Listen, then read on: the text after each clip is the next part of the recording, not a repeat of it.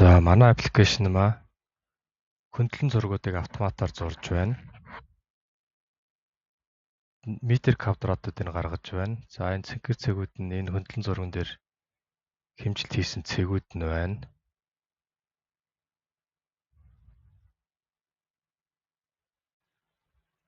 Үеийн график автоматар зурагдана. Хэмжилт хийхээр үеийн графикууд нь автоматар ингээ бөглөгдөнө. Энэ дээр нь дарахаар тухайн пикетийн хамгийн сүүлийн хэмжилт нь хөндлөн зурган дээр зурагдана.